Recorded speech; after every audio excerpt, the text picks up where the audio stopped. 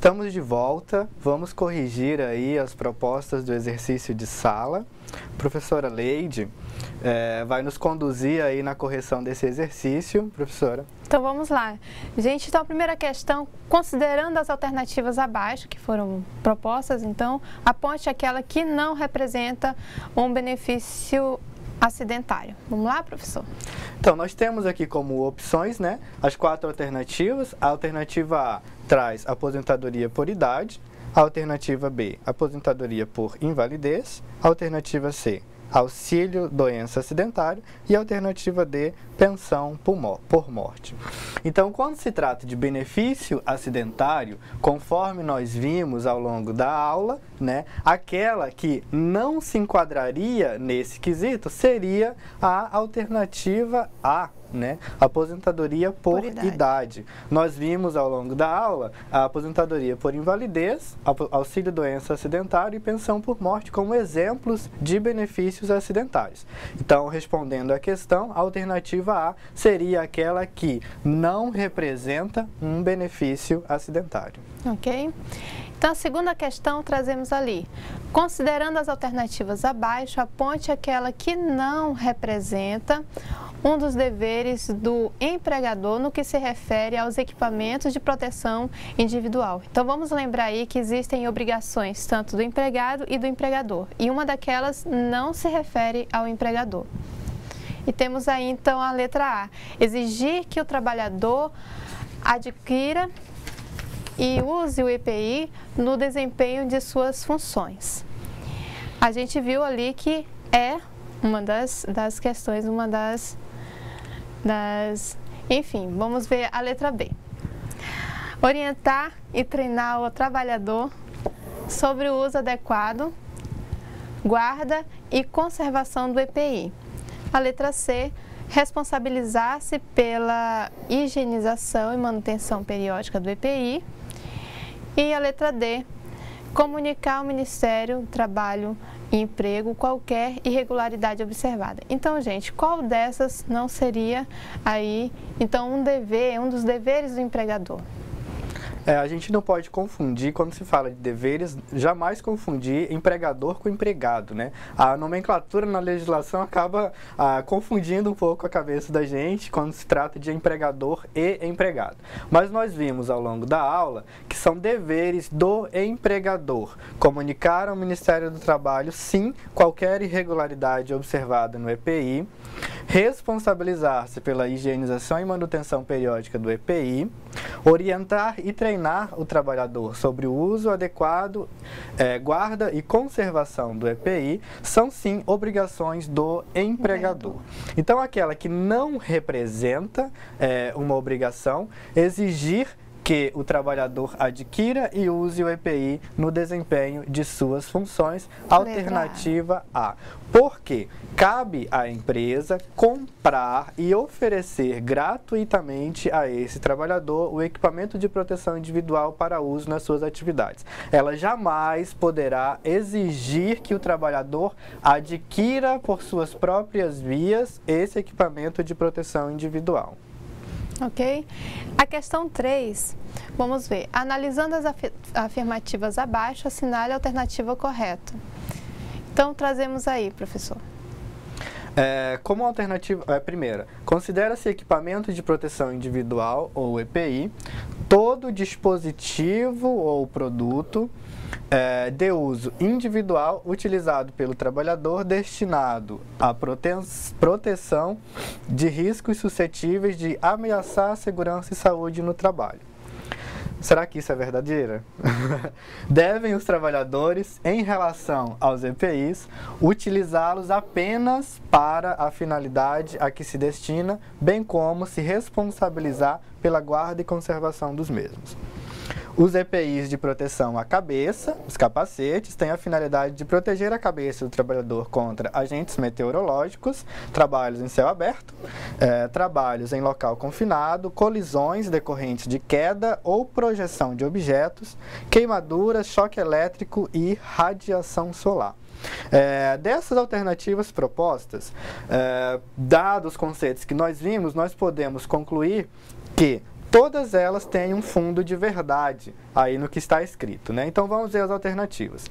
Apenas as afirmativas 1 e 2 estão corretas, alternativa A. Apenas a afirmativa 1 está correta, alternativa B. Todas as afirmativas estão corretas, alternativa C, ou todas as afirmativas estão incorretas, alternativa D. Então, pelo que nós vimos ao longo da aula, né, pelos conceitos que nós trouxemos, o conceito de EPI, a obrigação do empregador de utilizá-lo e os tipos de EPI com equipamento de proteção individual destinado à proteção da cabeça, nós podemos concluir que todas as alternativas são corretas. Todas essas afirmativas estão embasadas na teoria que nós vimos ao longo da aula. Ok. Alternativa 4. Então, analisando as afirmativas abaixo, assinale a alternativa correta.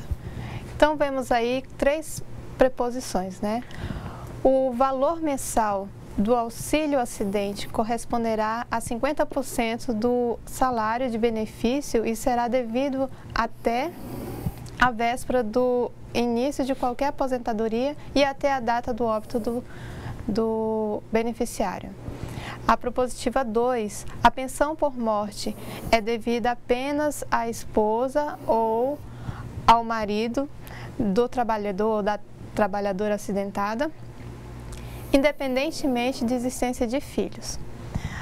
E o terceiro, ali, o abono anual, na prática equivale ao 13º salário, sendo devido o segurado ou dependente que durante o ano recebeu algum benefício acidentário, auxílio, doença acidentário, o auxílio acidente, a aposentadoria por invalidez ou a pensão por morte. Então, nós temos as alternativas de resposta.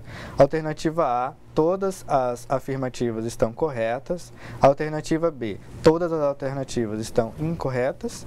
Alternativa C, apenas a afirmativa 3 está correta. E a alternativa D, as afirmativas 1 e 2 estão corretas. Então, pelo que nós vimos ao longo do conteúdo de hoje, o valor mensal do auxílio acidente corresponderá sim a 50% do salário benefício e será devido sim até a véspera do início de qualquer aposentadoria ou até a data do óbito do beneficiário. Então, podemos dizer que essa alternativa está correta.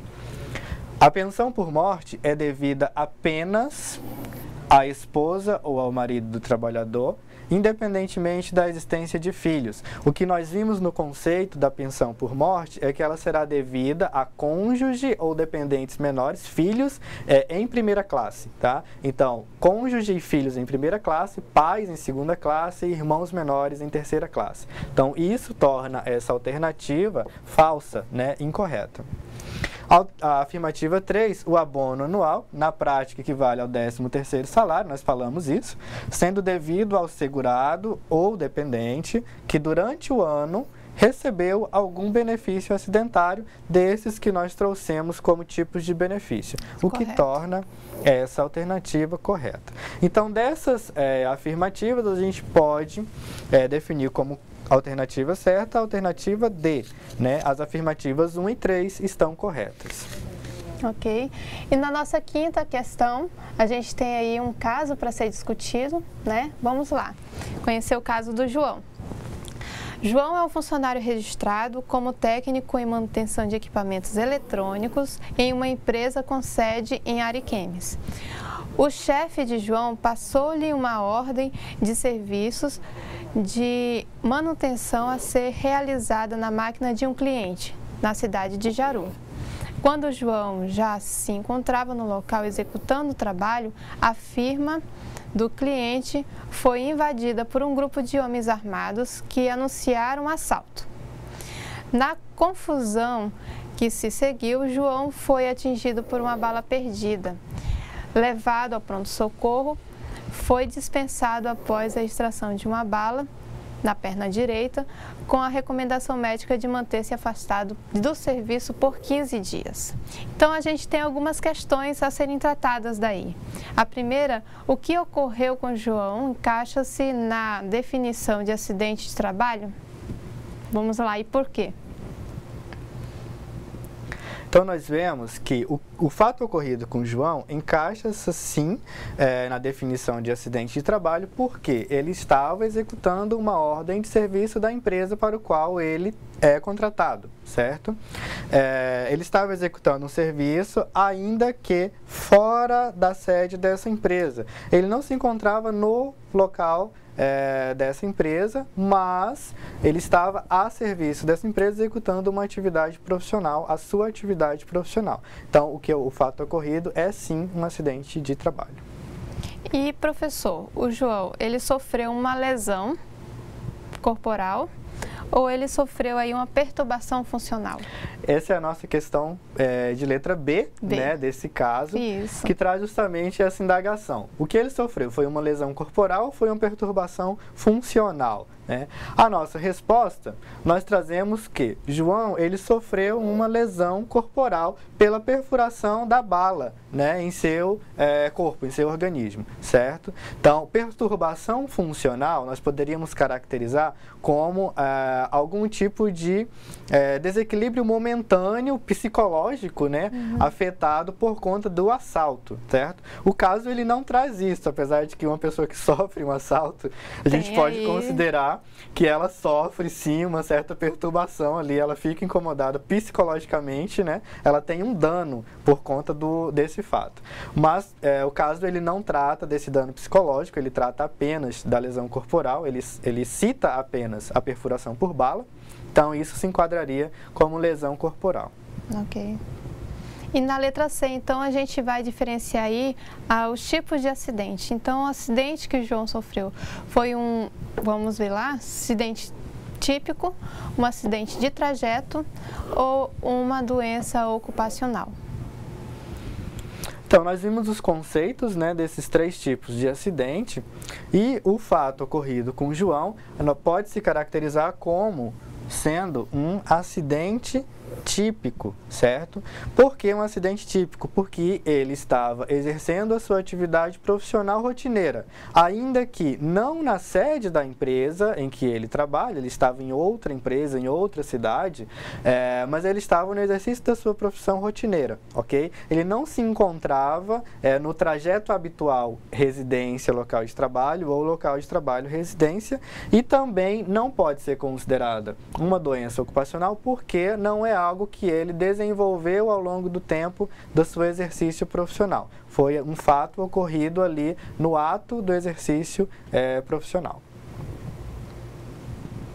E a nossa letra D, após o acidente, qual seria o procedimento correto em relação à CAT? O que é a CAT mesmo? Alguém lembra? A comunicação do acidente de trabalho, né? Vou cobrar isso de vocês na prova. Então, a comunicação do acidente de trabalho, ela é uma comunicação formal da empresa para o INSS do fato do acidente ocorrido com esse colaborador. Então, qual que seria o procedimento correto em relação a essa comunicação? A empresa deveria preencher o formulário da CAT e enviar uma via, a primeira via desse formulário ao INSS em até um dia útil após o acidente. É o que prega a legislação brasileira com relação à comunicação de acidente de trabalho para o INSS. Ocorre que, muitas vezes, fatos ocorridos no ambiente de trabalho, a empresa acaba desconsiderando como acidente de trabalho. Pequenas lesões, pequenos cortes, pequenos ferimentos que ocorrem no ambiente de trabalho devem também ser comunicados ao INSS para fins de caracterização como acidente de trabalho, ainda que não exija o afastamento desse colaborador ou ainda que não cause hoje um dano maior a ele, mas futuramente, e isso pode trazer um dano. Então, se um pequeno corte daqui a algum tempo infecciona ou se torna um problema maior, esse trabalhador, se não tiver feito a comunicação do acidente de trabalho, do fato ocorrido, ele fica desamparado da legislação de benefício previdenciário, porque isso não vai existir o nexo causal, que nós vimos logo no início da aula, entre o fato ocorrido e o dano à saúde desse trabalhador. É isso, professor. Então, gente, para completar aqui, vamos falar um pouquinho das atividades que vamos deixar para vocês, né, na semana e durante essa disciplina. Então, vamos lá. A atividade de longa duração, ela é uma atividade de pesquisa. E essa atividade de pesquisa, ela pode ser feita por uma pessoa ou em grupo de até 3 alunos, né? Então, vocês podem se juntar e fazer essa atividade. Então, olha lá. A pesquisa é como ocorrem as práticas de segurança na empresa. Então, vai ser o seguinte, você vai selecionar uma empresa da sua região, né? Seleciona uma empresa grande, uma empresa que faz algum serviço, que aí essas empresas elas acabam tendo que fazer alguma providência em relação à proteção do funcionário. Exato. Empresas maiores, normalmente, elas sofrem uma fiscalização mais intensa, né, dos órgãos fiscalizadores do Ministério do Trabalho com relação a políticas de segurança. Isso. Então, é mais fácil de você encontrar nessas empresas estruturas e políticas relacionadas à segurança do trabalho do que em empresas menores, certo? Então, essa pesquisa, a gente já colocou até umas situações, umas questões para que vocês pudessem amadurecer. Olhem cada questão. O que eles utilizam de material? Eles utilizam material adequado? Chega lá no empregado, pergunta, eles tiveram ali uma formação? Então, tem várias questões que você pode expandir nessa pesquisa. Uma delas, que é o mais interessante para nós, é a sua análise depois. Depois que você foi na empresa e verificou se utilizam, se não utilizam, como é feita essa entrega do material, então você vai anotar tudinho e vai depois analisar o que você estudou aqui durante o curso todo e o que você encontrou na realidade daquela empresa. Então, gente, não precisa citar o nome da empresa, tá? Então, só para não comprometer, é só uma atividade mesmo, assim, de questão acadêmica mesmo, assim, para o curso, ok? Espero que tenha sido. Sim, se vocês resolverem fazer o trabalho em grupo, então, se for 3 pessoas, as 3 pessoas devem postar o mesmo trabalho com o nome das 3 pessoas no ambiente. E essa atividade, eu pediria até para colocar ali, ela deve ser entregue até dia 15/9, tá? Então, é o limite de entrega dessa atividade, que é até o dia antes da prova, que é até o dia antes também da conclusão dessa disciplina, ok? Como atividade de curta duração, que vai ser entre essa aula e a próxima aula, ou, aliás, no período que vai estar estipulado lá no AVA, temos, então, um fórum. E esse fórum vai ser para discutir exatamente sobre acidente de trabalho, ruído e EPI. Qual a relação desses 3? Então, na aula de hoje, a gente viu que existem acidentes de trabalho. Vimos quais os tipos desse acidente. A gente viu sobre ruídos e o quanto é prejudicial para a nossa atenção, para a nossa audição, enfim, para que a gente realize as questões no trabalho. E a gente viu também que existem equipamentos que vão atuar na proteção do trabalhador e vão também minimizar os riscos, vão também minimizar os efeitos tanto do acidente, que pode ser provocado por acidente de trabalho, aliás, você trabalhando naturalmente naquele dia ali na empresa, e os riscos também dos ruídos. Então, faça uma relação de todos esses 3 pontos, da interação deles e comente lá no AVA, no fórum. Basta só comentar uma vez? Não. Vai ser também avaliado, título de avaliação, que você comente a atividade de um outro colega. Exato. Nesse contexto, né, do fórum e de você comentar as atividades, é interessante relatar experiências próprias de vocês, né? A gente sabe que muitos de vocês já trabalham, já exercem alguma atividade profissional. Então, na medida do possível, dentro dessas atividades, coloquem e exponham aquela realidade que vocês conhecem, a experiência de vocês com relação a acidentes de trabalho, à segurança no trabalho, aos equipamentos de proteção individual e até mesmo aos ruídos, tá? Alguma outra ponto, professora? Não, professor, aí então a gente pode aguardar então que vocês tenham aí adquirido bastante conhecimento e realizem essas atividades durante a semana. Então, a nossa aula está encerrando por aqui. A gente agradece aí a participação de vocês. Nos vemos no próximo encontro. Espero a disposição de vocês aí para as atividades da semana e para a atividade de longa duração. Tchau, pessoal. Até mais. Até a próxima.